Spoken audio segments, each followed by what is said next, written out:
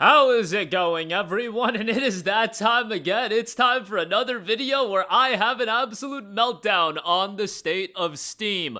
We have yet another update on why PayPal isn't eligible as a purchase option in various regions. This has been a story that has gone a little bit under the radar over the course of the last month. A lot of people did bring it up here and there, but with everything else going on Steam, the censorship, the games getting pulled, this was a story that wasn't getting a lot of traction, and really it became evident, like, I want to say a month ago, that there were certain regions that they weren't eligible to use PayPal. Well, Rock, Paper, Shotgun's Mark Warren has a post about why this is going on, and it is noted, and again, link in the description box below, as always.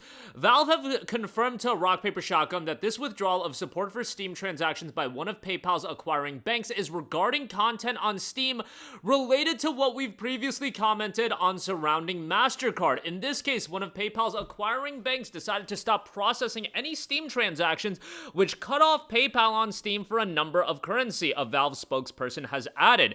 The initial statement, this was my problem. The initial statement that they put out offered no transparency as far as why this was happening, and we did a video covering this a little while ago, and I said, you know, the optics of this were really bad, but I didn't think it had any link towards the censorship thing going on. Looks like I was wrong about that, because that is the reason why PayPal isn't eligible. And the original story noted, and the original post by Valve, in early July 2025, PayPal notified Valve that their acquiring bank for payment transactions in certain currencies was immediately terminating the process of any transactions related to Steam. This affects Steam purchases using PayPal in currencies other than Euro, Canadian, GBP, JPY, the AUD, and USD, hence folks in nations that don't use euros, pounds, yen, or dollars of the Canadian, American, Australian variety, being unable to buy Steam's wares via PayPal. Now, you could use PayPal, buy like a Steam gift card or something like that. You could figure out a way to get games. However, now that we have full clarity on the story and why this happened in the first place, man, this is a dicey situation and not a great position in terms of what this could mean for the overall bigger picture of gaming, because now the issue is, a lot of people have their opinions on Collective Shout and everything going on with them. My initial thought was, Collective Shout is an entity that has an opinion, and they have their ties within certain entities, and they're gonna try to use those ties to get things moving forward. My thought process was, there's always going to be entities that have varying opinions from you. However, it is on Steam and Valve and those that hold power to prevent any nonsense happening. The issue with all of this is Collective Shout have discovered the pathway. That is the issue. The pathway to getting their message across and getting their mission accomplished. And it's a pretty snaky pathway as well, as far as utilizing the payment processors as a means to an end. And not only in a vacuum does this affect Steam, look at the bigger picture. And now it's an instance of the past is always the prologue. And I get that payment processors have been an issue in the past, but this has been a very big story. Any other entity that rises, and if it's not Collective Shout, or if it is Collective Shout now knows this is the most effective pathway that we have to remove these games and get our message across. And is that going to be limited to just games? Probably not. And other entities, maybe they'll target other aspects of entertainment mediums or whatever the case may be. And I go back to the case of, oh my god, Sex Adventures is getting pulled from Steam. Why do you guys care so much? You guys are just nefarious gooners or whatever you want to say. It's, again, I don't care about Sex Adventures. Collective Shout literally wanted Detroit Become Human gone from the storefronts. They wanted Grand Theft Auto 5 gone from the storefronts.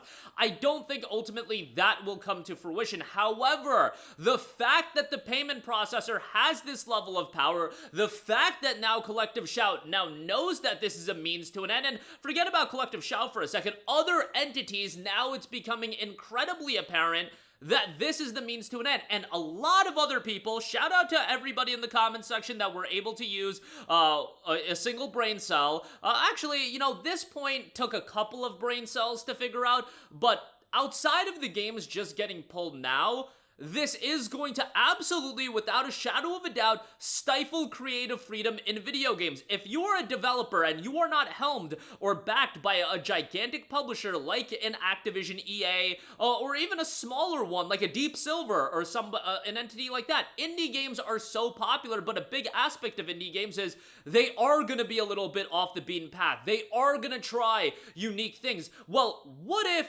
on top of you trying a unique thing, which is already immediately risky, you don't know how that is going to resonate with a larger audience, on top of you being an indie developer, that it's a tough game out there, there are so many games coming out, oh, by the way, you want to have creative freedom on your video game, you know, there might be a little entity that's not okay with that, and you want to explore dark themes. We covered a game that recently got pulled from sale on Steam, and now it's available to download for free, but you know, because it explored these dark thematics, and it was done by a woman. The game was developed by a woman. Utilizing dark thematics to tell an effective narrative, that can be so powerful, because these darker themes are going to resonate with people. You know, it's one thing memeing on the sex adventures of the world and everything like that, but utilizing darker thematics to tell incredibly thought-provoking stories, that's been done since like the dawn of entertainment. Like, that's what people do, and those are some of the best received and most compelling pieces of works. And if you look at the games that are already available, people have brought up Cyberpunk, Witcher 3. I know those are both CDPR games, but like, just for the standpoint of talking about it, and you can throw in Detroit in there, since Detroit was literally a game that was targeted. These are games that do have incredibly compelling thematics that are explored in these games, and if it was up to an entity like a Collective Shout, I don't know what Collective Shout's opinion is on Witcher 3 and Cyberpunk, but without a shadow of a doubt, Detroit Become Human was a game that they were going after. That, like, nobody can dispute that. That is something we know.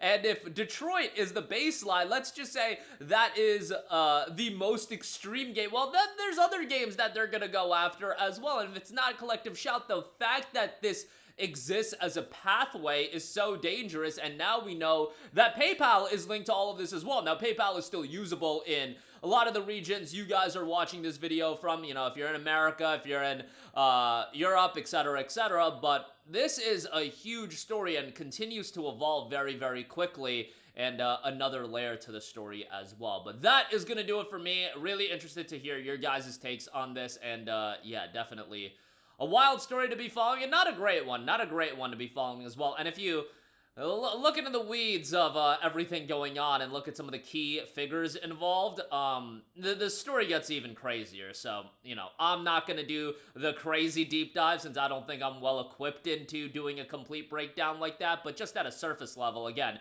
the payment processors being the ones that seem to be ruling over with an iron fist, and the payment processors, the issue is, let me also add this, the terms and services are, it's literally, they could just wake up if they get an email from an entity and they're like, oh, we could utilize this clause in our terms and service that says, oh, if it damages our brand. Like, bro, who looks at sex adventures and, oh my god, this is damaging the MasterCard brand? Like, bro, nobody thinks like that. But I digress. That'll do it for me. Let me know all of your thoughts in the comment section down below. As always, thanks for watching, and I will catch you guys in the next one. Peace out. Hey, what's going on, guys? Mush here again. Hope you enjoyed the video. As you guys might know, YouTube's notification system is sometimes a little bit wonky, even if you're subscribed to the channel. Maybe you're not abundantly aware that I uploaded a video. To remedy that situation, make sure you hit the bell notification button. This way, whenever I upload a new video, and I try to upload as consistently as possible, you will be notified directly of the upload, and you can watch it as soon as it goes live. I would really appreciate it if you guys hit that button so you can stay up to date with all of the content I'm posting. But as always, guys, thanks for watching, and I'll catch you guys in the next one. Peace out.